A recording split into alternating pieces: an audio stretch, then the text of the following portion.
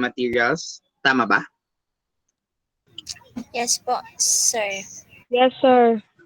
Anyone, are you with me? Everyone, are you with me? Yes Yes, po, sir. sir. Yes, Okay, ma. audible lang. Okay, okay. So, who can read? Who can read? Gaungot-ungot ka, sir. Okay. What? Okay, Miss Jolina, can you read? Yes. Curriculum Okay. materials. Increase the size of the font on printed materials or enlarge photocopies to the recommended size. So what do you think? Why do you think we need to increase the size of the font on printed materials or to enlarge the photocopies to the recommended size for those person who actually has a vision impairments? Miss Julina? And for me, it's really recommended to when you are teaching or giving assignments, or if you are going to writing on the boards, or let's say when you are come to when you are to about to print something, you have to enlarge those letters, because we have these children who have visions impairments, no, those they can be able to read, so that they can be able to read due to their condition. Okay, very good. How about you, Miss Esola? You are raising your hand. So, just like Miss Julina said, a person with vision impairment, they need to increase the size of the font so that they can see the letters. Yun lang, sir. Okay, so Miss Raquel, do you have any idea? So Sir, I accord already checked down my answer. Sorry, I cannot speak right now because okay. I'm So at the grocery store. So according to Miss Raquel, so that the person will with eyes problem can be able to read. So tama naman po yung mga sinabi nyo. So wait lang. Tama naman po yung mga sinabi nyo. Sir, you're lagging, sir. We cannot hear you clearly. What? Lag ka, Kim. Lag po, wait lang. Opo.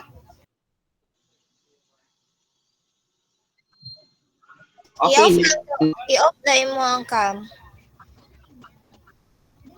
okay na? Yes, sir. Okay na, Hello? sir.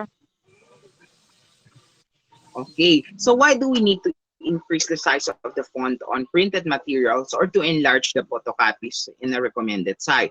So because as a person who is actually visually impaired, it will help them to see the picture or the letters clearly. So if you're gonna use a regular size of font, it is hard for them to recognize it because of their poor eyesight or they are actually visually impaired. So yun yung rason. So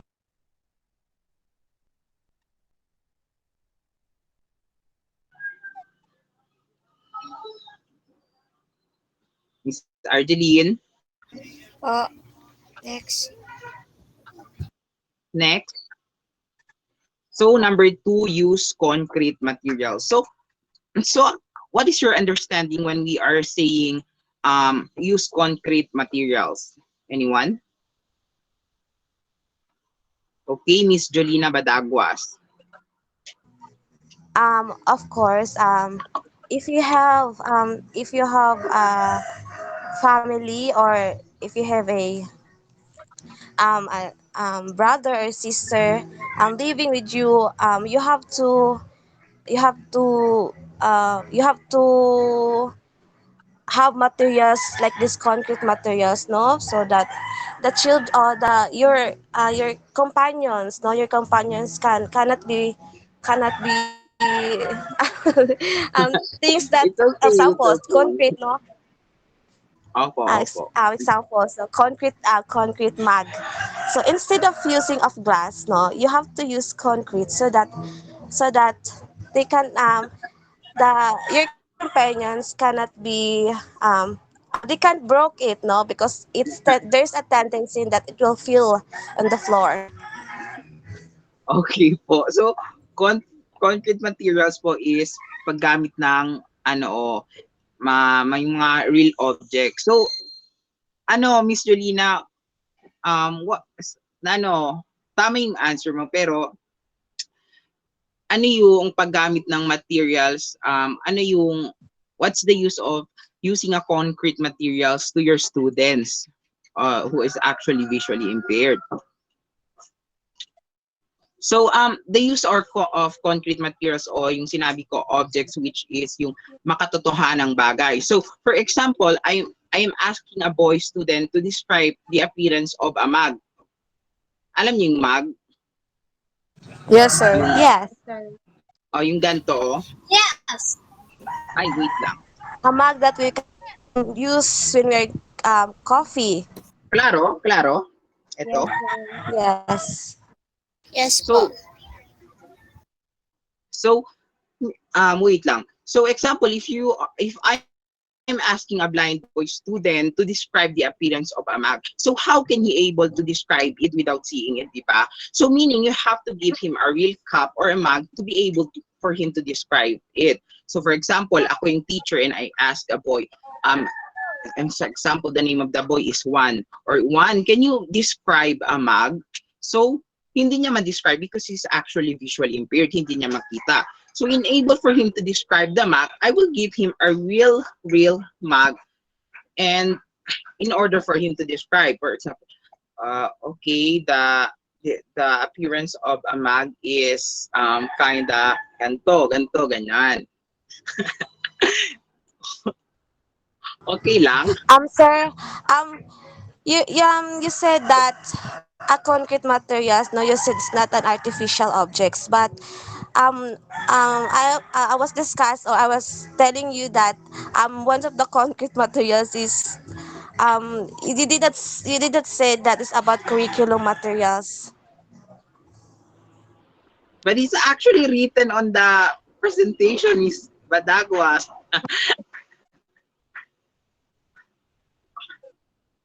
Okay na? Yes, sir. Move na, sir. Okay, next, Miss Argeline. Po, wait lang.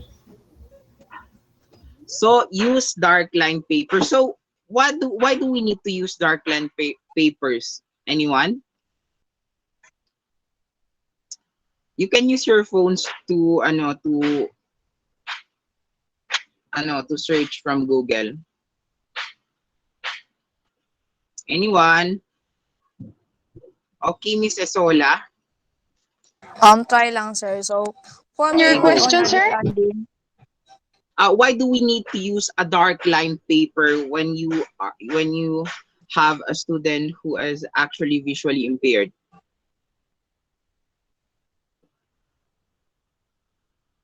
Okay, Mrs. Sola, go.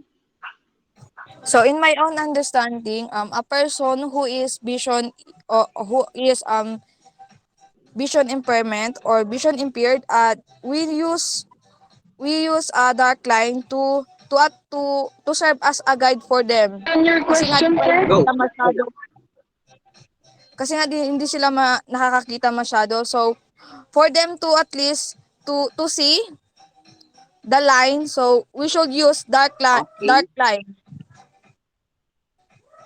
That's all, sir. Okay, very good. So, meaning, why use dark line paper? So why do we need to use dark line paper? So for example, here I have here a regular sheet of line paper. So they are actually lightish blue, and it's hard to see the lines if you have low vision on your or you're visually impaired. So, but the dark line paper kita. Yes, sir. Hello, guys. So, but the dark line paper can be very helpful that they stand out a lot more. So it's pretty simple to use if you have the remaining vision where you can see the lines. So the bold lines will help it easier for them where to start writing kasi nga makita nila kung saan. Next. please, Miss Argeline. So equipment, now let's move on to equipment. So there are many devices to help the learners with the vision impairment. So equipment plus residual vision and other senses help with reading and participation. So these are the equipment. Next. Nike. Ano sabi yun? Ano sabi yan? So low vision aids computer voice activated software. So number one is magnifiers. So who has any idea what is magnifiers? Kung bakit, kung anong use niya sa mga person with may visual impairment. So Miss Jolina, Miss Alconga, I yes. think, sino ba? Go. I Okay, think go, it's go. an object. Sino, sir? Okay, Miss Jolina first. Okay, Jolina, go na. Later na, Magnifier. Miss Alconga. Magnifiers, this is actually with use. This is an object with circle object. No, there's a glass which is there's a grade. Alam niyo yung yung grado with Opo, grade, opo. glass with grade, so that they can be able to see that small things into big object. Okay, very good. So Miss Alconga, So for me, sir, magnifiers is a lens that makes the small thing subject bigger or larger. So it is used, for example, the scientists. It is used by the scientists or other people who have a problem in eye impairment. okay. Miss Kathleen Cabaya Cruz, do you have any idea? You're raising your hand. For me, sir, magnifier or magnifiers, it is a lens that make an object easier to see by zooming in, applying color filters, and adding light with the flashlight and adjusting the brightness or contrast of the image. Okay, very good. Excuse me. So yung magnifiers, guys, is ito nag-help ng mga people with low vision, with low vision. So it engage more easily in activities such as reading, standard sprint, enjoying a hobby, or viewing a presentation by increasing the size of the object. So yung guys, o yung magnifiers, ito yung parang circle, guys. Alam niyo, yung parang circle siya, tapos may hawakan, then may grado yun siya. So you can see the very mga maliliit na talaga na letra by the help of that magnifiers. Okay, now number 2 is special lightning. So who has an idea when we are saying special lightning? So why is it kailangan ng special lightning for those people who has low vision? Anyone? Argeline? Do you have any idea? Argeline?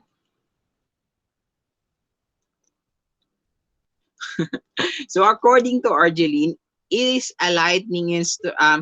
special lightning is a lighting instrument used for a very specific purpose rather than as a part of a system such as an area of light colors. So I'm very good, Miss Argeline. So yung special lightning, good lightning can make many everyday tasks such as reading and moving around safely much as easier to yung alam niyo yung LED lights, guys. Yes, sir.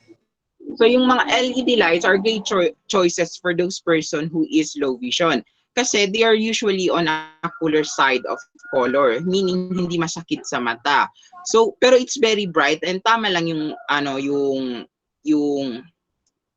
yung light para sa mga person who is low vision. My God. So, next is large print materials. Who know, who have an idea, who has an idea? Okay, Miss Sally, you're raising your hand. Okay, sir. According to what I nag-research kasi ako, so large print materials have a type size that is easier to read for individuals with low vision. So ito ang large print materials, for example, may low vision ang estudyante or yes, isang tao. So kailangan niya talaga ng large print materials para makita niya ito or klaro niya talaga ang mga sentence or word. Okay, very good, Miss Sally. So, how about Miss Alconga? So large print materials, it is a materials that can enlarge the letters or the numbers so that the person who have a problem on their eyes can able to see or to read. Okay, very good. Anyone? Wala na. So,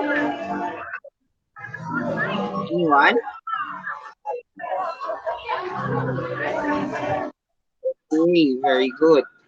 So, let's now move on to for those learners who are actually blind.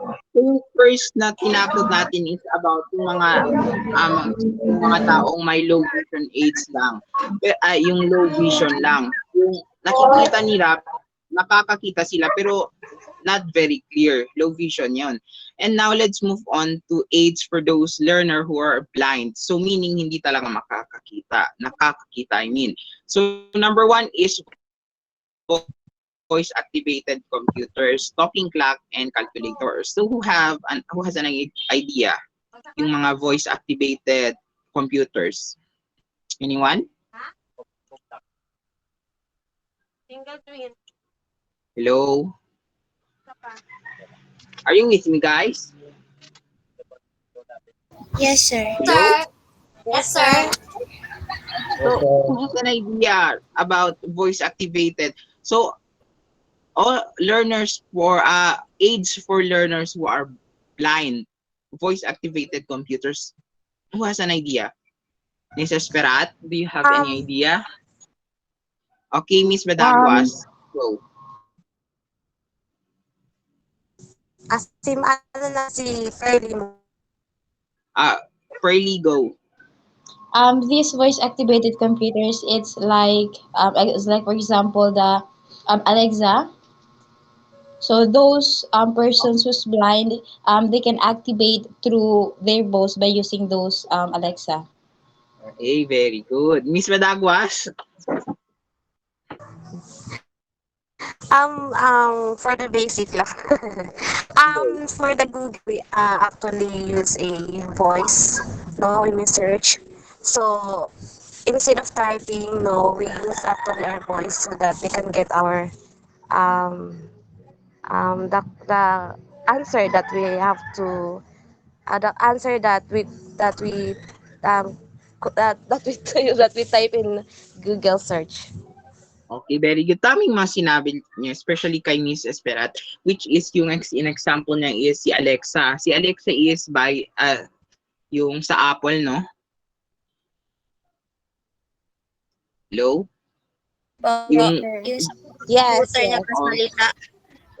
Opo, very good. Si Alexa yung nagasalita sa Apple. So, by the use of activated computers or talking clock or talking calculator, this will help to improve the lives of those people who is actually blind. Kasi, no? For example, one want to listen a song. He has a phone, but he can type the title of the music that he wanted to listen because he's actually blind, diba? So by the help of these voice-activated software, voice-activated computers, he can command his phone to go to YouTube and search for the song title. So for example, yun na. Sorry. Okay lang? Yes, sir. Yes po, sir. So, Yes, sir. Yes, sir. Taming sinabi nyo ha, yung si Alexa. So, now let's move on to cane. Alam niyo yung cane? Do you know what is cane? Is it a I think is it a guide for blind people? Po? Is it a stick or a metal that we actually use for blind? Opo. Yung yung tawag dito, baston. Alam niyo yung baston? Baston, sir. Yes, Baston. baston. Okay. Yan yung baston, ay yung cane. Oh, Para guide ng blind people. okay, very good. So, yung cane is guide siya ng blind para he will be able to walk without any companion. Next, Miss Argeline. Let's the Braille alphabet. So let's hear this from Miss Apas. Gatman, continue lang to man record ha. Si. Thank you. Welcome. Start kayo. Go. So now I will going to continue to discussing about Braille alphabet. So for you guys, what is the purpose of learning Braille alphabet in those who are having visual impairment? Anyone? What is the purpose of Braille alphabet? You can search it on Google. Anyone? Yes, Esola.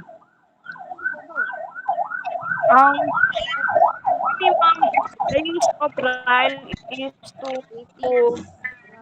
it's just like, for example, to guide the student who is with vision impairment to read.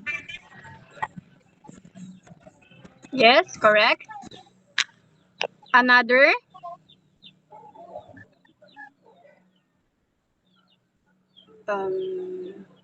Okay, so Braille is a tactile writing system used by people who are visually impaired, including people who are blind, deafblind, or who have low vision. It can be read either on embossed paper or using refreshable Braille display that connect to computers and smartphone devices. So what is the benefit of Braille in the classroom? So Braille alphabet supports development of accessible and efficient reading and writing. Braille alphabet also allows the student access to the same written materials in the classroom as sighted peers. So how do Braille learn? So Braille alphabet, listen guys, Braille alphabet is a read by moving your fingers over a series raised dot on a page or surface. Guys, you will going to focus on the image, okay? Each letter in the alphabet and every number is represented using small dots. Once you're able to associate each pattern,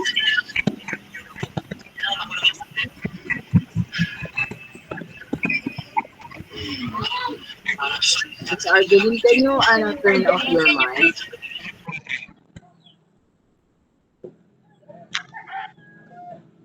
so each letter in the alphabet and every number is represented using small dots.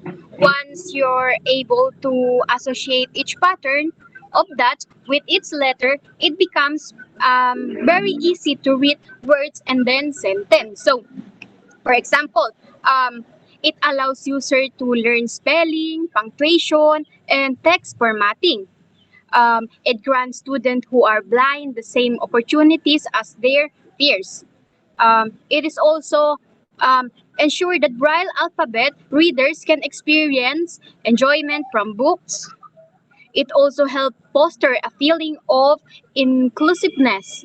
Lastly, it gives those with visual impairment the opportunity for future employment. So that's all. Back to you, Sir Kim.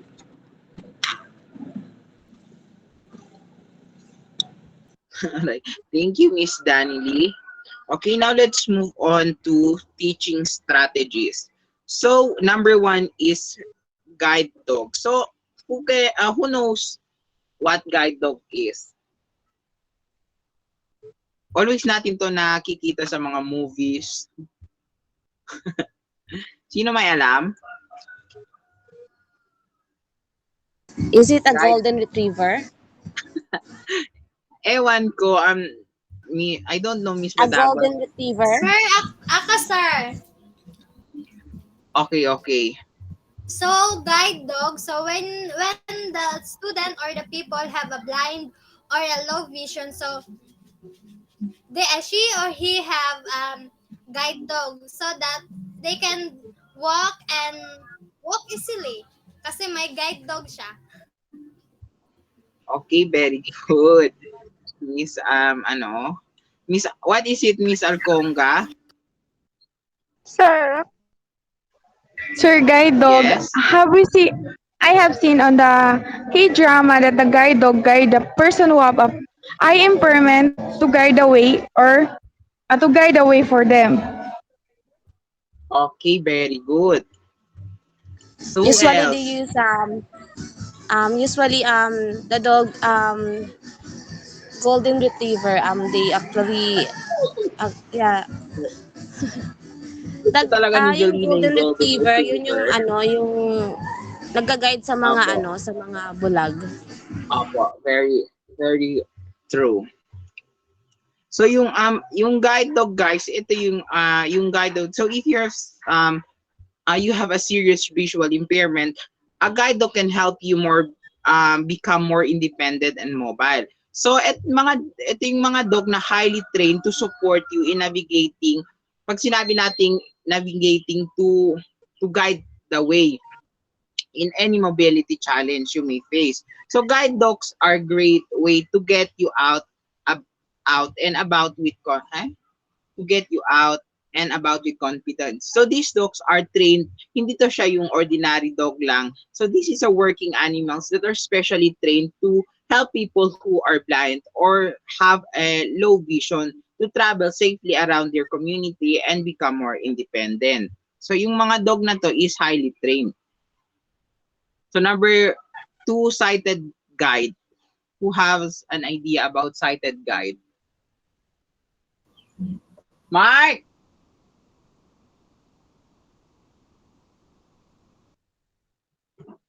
Anyone? Sighted guide from the word. Ito yung parang caregiver nila, sir. Caregiver nila.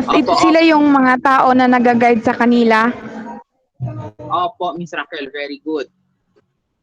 Who else? Sir, Okay. So, okay, yes, Miss. Go.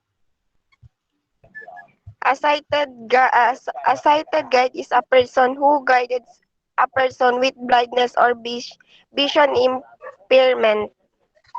Okay, very good. So, a sighted guide is a person who guides a person. I think tama yung mga sinabi niyo. Nag-guide sila yung mga person with blindness or visually impaired. So, brailler. What is brailler, guys? Who knows what brailler is?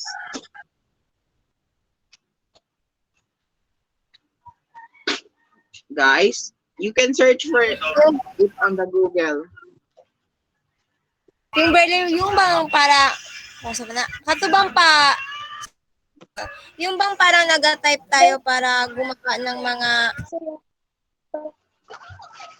Typewriter. Oh, po.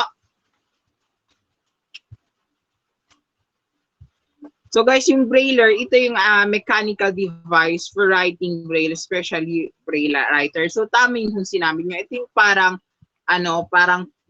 parang printer siya. Opo. So number 4 is multi-sensory teaching.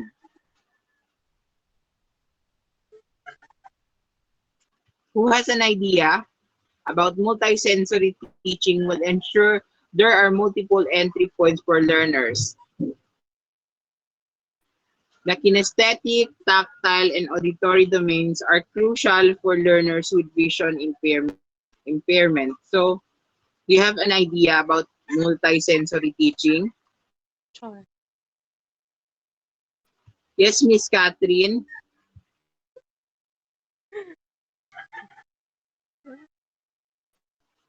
Miss Kathleen, yes. For me, sir, yung multi-sensory teaching, ito yung a way of teaching that engages more than one senses at a time. Okay, very good.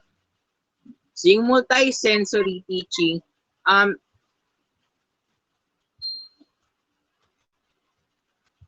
it is all about so sorry guys. So multi-sensory teaching. So ito yung will ensure the multiple entry points for learning. The kinesthetic, tactile, and auditory domains are crucial learners with visual impairment. So multi-sensory learning is all about encouraging learners to use more than one of their senses when taking in a new information. So the learning style promotes using activities that appeal to our visual, auditory, kinesthetic, and tactile senses. So when we say auditory, related to siya sa mga sense of hearing, and kinesthetic is related dito yung sense of touching, smelling, hearing, and etc. So in other words, the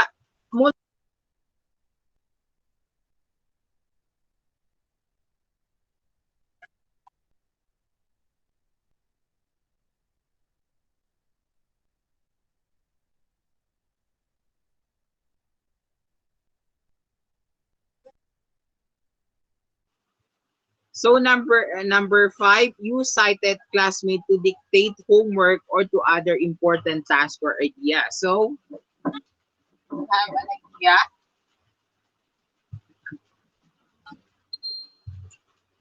Okay lang, Miss Esola.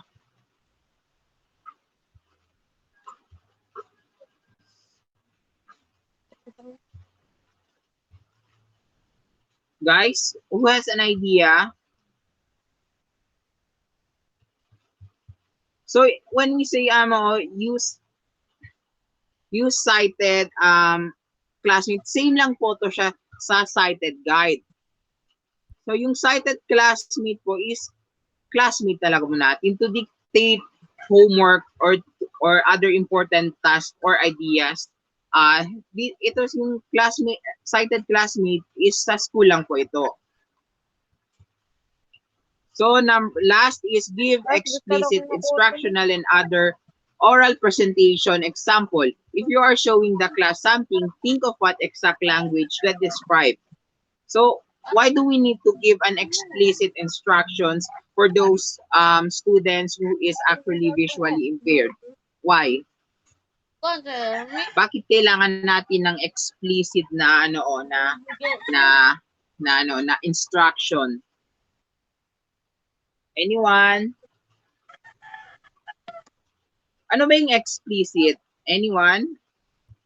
You can search for the book on Google.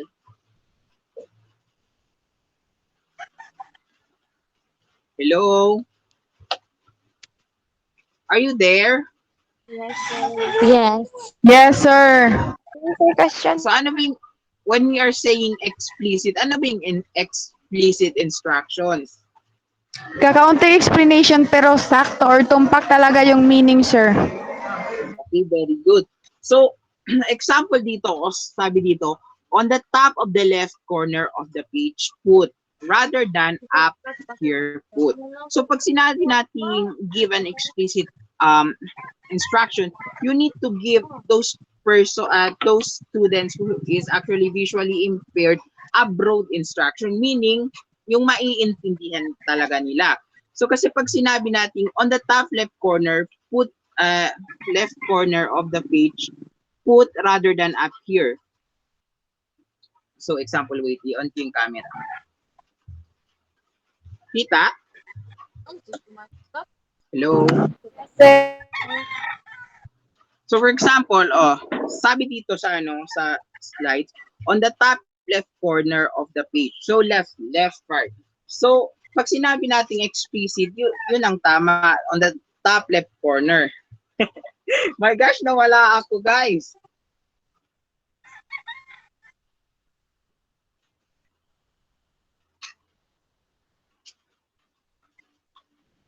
So you need to give them explicit material by saying on the top left corner of the page, meaning blind sila, di ba? So hindi nila makita kung saan yung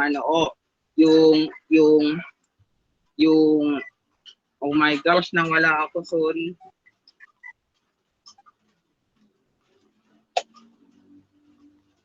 Yun na lang, guys. Sorry.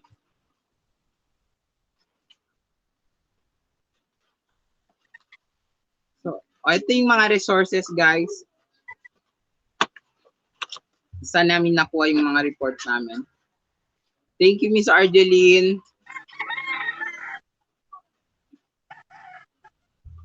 Remove na po yung